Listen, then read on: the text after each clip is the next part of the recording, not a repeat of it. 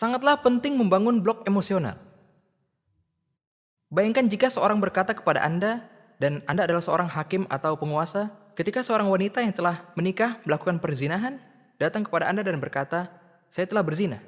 Dan ia mengatakannya sebanyak 4 kali, menyatakan bahwa ia melakukan perzinahan. Apa yang akan Anda lakukan? Anda akan berkata, oh, menurut Al-Quran dan Sunnah, Anda harus dihukum. Tetapi Rasulullah SAW tidak melakukan itu. Kenapa?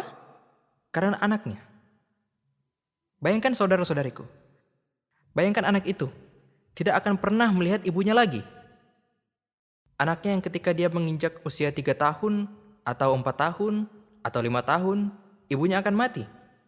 Namun, tahun-tahun ini adalah tahun yang penting dan sangat berarti bagi anak itu untuk tinggal bersama ibunya. Untuk disusui oleh ibunya, dipeluk oleh ibunya, didekap, dicium, dan dicintai oleh ibunya yang akan segera mati. Bisakah Anda bayangkan itu? Ibu ini bisa saja melarikan diri ketika ia dibebaskan. Sang ibu tidak ditahan di rumah. Tidak dibelenggu. Tidak ditawan. Dia tidak dianggap sebagai ancaman keamanan.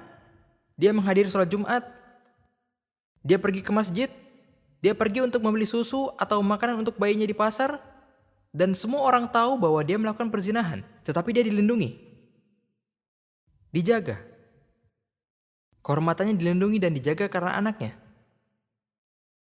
Rahma apa lagi yang Anda inginkan selain itu? Dan bandingkan dengan seorang pembunuh atau teroris. Ini adalah seorang yang berzina. Ini bukanlah seorang yang menyembah Allah 24 jam. Bukan. Orang yang berzina setelah menikah. Itulah sebabnya ketika Khalid bin Walid, dan sekarang Anda bisa mengerti mengapa Khalid bin Walid memukul kepala wanita itu sampai berdarah. Karena rasa marah dan tidak hormat. Ini sikap Khalid. Inilah sikap kita. Khalid mewakili sikap kita. Rasulullah SAW mewakili sikap rahim, belas kasih. Khuluq al-azim, budi pekerti yang agung. Rahmatan lil alamin, rahmat bagi alam semesta. Mengatakan, ya Khalid, wallahi dia telah bertobat. Sampai-sampai jika tobatnya bagaikan selimut atau dihamparkan di atas seluruh para sahabat, kita berbicara tentang lebih dari 2000 sahabat. Tobatnya akan menaungi mereka, termasuk engkau, wahai Khalid. Kita selalu fokus pada sang ibu dalam kejadian itu.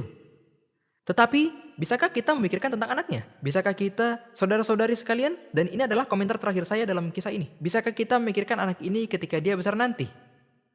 Seberapa besar rasa cintanya kepada Rasulullah SAW karena telah menyelamatkan ibunya selama 3 atau 4 tahun untuk ibunya membesarkannya? Bukankah dia akan mengingat ibunya sebagai seseorang yang bertobat sebelum wafatnya? Bayangkan anak ini tumbuh dewasa bersama anak-anak lainnya dan anak-anak ini mengetahui kisah hidupnya. Apakah Anda pikir mereka akan memandangnya dengan tidak hormat? Atau mereka akan menghormatinya dan mencintainya dan menggantikan kehilangan ibunya? Dan para ibu dari anak-anak ini akan lebih mencintainya dan lebih peduli padanya karena ibunya dulu wanita yang solehah dan dia bertobat sebelum wafatnya? Pernahkah Anda memikirkan hal ini? Pernahkah Anda memikirkan kemungkinan kejadian yang belum tentu dan belum pasti disebutkan dalam hadis, tetapi bisa terbayangkan? Saya mendorong Anda untuk berpikir tentang Islam seperti ini. Saya mendorong Anda untuk berpikir tentang hadis seperti ini. Dan saya mendorong Anda untuk memikirkan warisan Anda seperti ini. Karena wallahi, jika Anda memikirkannya dengan cara seperti ini, Anda akan menjadi lebih rahim, belas kasih, lebih lembut, dan penuh kasih sayang. Jika tidak dengan anak Anda karena Anda belum menikah, setidaknya dengan ayah Anda, dengan ibu Anda, dengan saudari Anda, dengan saudara Anda, dan dengan seluruh umat manusia. Inilah sifat rahimnya Rasulullah SAW.